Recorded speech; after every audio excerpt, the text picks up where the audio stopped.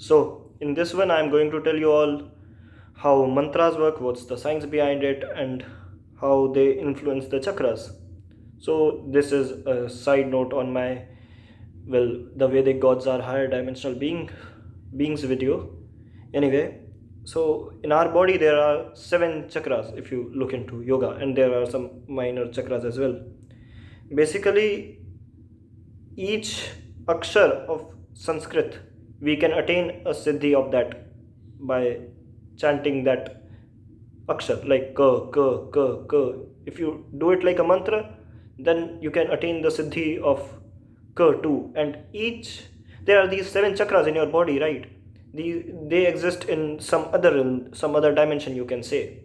Now, how these other dimensions exists and everything about them I have talked about in my Vedic gods are higher dimensional beings video. You can check it out. I will give the link in the description. But anyway, these when you say ka, one of these seven chakras, or all the seven chakras, or some of these chakras, they basically move like gears and influence each other.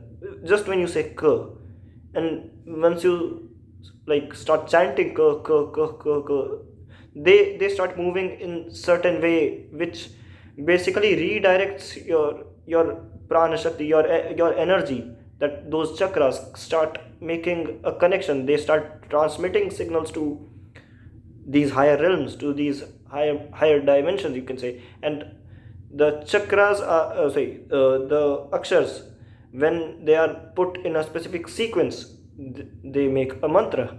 And when you are doing a mantra, it's almost like, if you have any experience with Python, for example, the coding language, you can just have a variable x and assign it a value x is equal to 2, or you can say let x is equal to 2, right?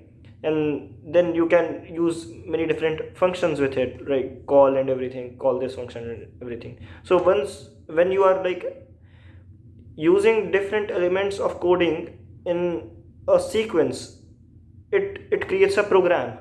Similarly, when you use these akshars in a sequence, in a specific sequence, they work like a program.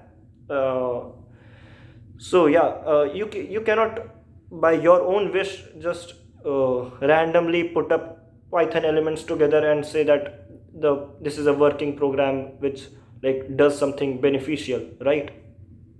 Similarly, you cannot just put the Sanskrit akshars randomly and say that they benefit you in some way.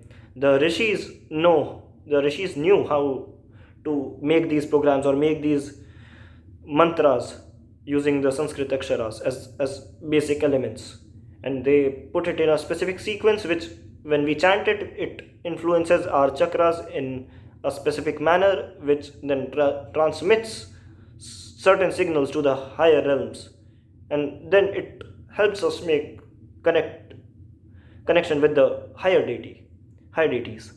I hope you get how the mantras and chakras work. And there's also, what about the non-Sanskrit mantras, the Tamil mantras, or the Sabar mantras? So at the end they have akshars too. They have those elements too. Now in Sanskrit, and I do not know much about in Tamil, but I guess or at maybe at the same level, or maybe just a level below. I do not know exactly, but yeah, in Sanskrit it's very codified in a manner that it produces the highest level of results. It transmits the highest levels of signals, you can say.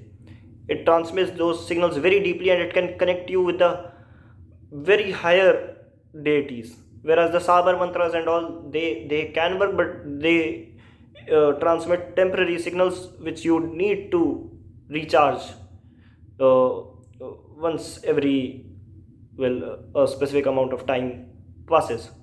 But once you attain a siddhi of a Sanskrit mantra, it will stay with you for lifetimes. So yeah, those other the mantras of the other languages also work, because in essence they are the same, but the Sanskrit mantras, they go much deeper and they have much more strength. But you should always get a Sanskrit mantra from a guru only. And Naam Jap. Naam Jap is also that only. Naam Jap is again a sequence of akshars, right? They constitute a Naam basically, and thus Naam Jap also will moves the chakras in your body, and thus yeah, it helps you make a connection with the deity. I hope you get the science behind it now. And if you want to know how the other dimensions work and how is it, how all of this is scientifically possible, what I'm talking about here, like what's the science behind these dimensions and all, and like, am I just assuming stuff? No, it's not that. You can check out my video on how Vedic gods are actually interdimensional, higher dimensional beings. You'll get it all then. Jai Shri Lakshmi Narsingh Dev.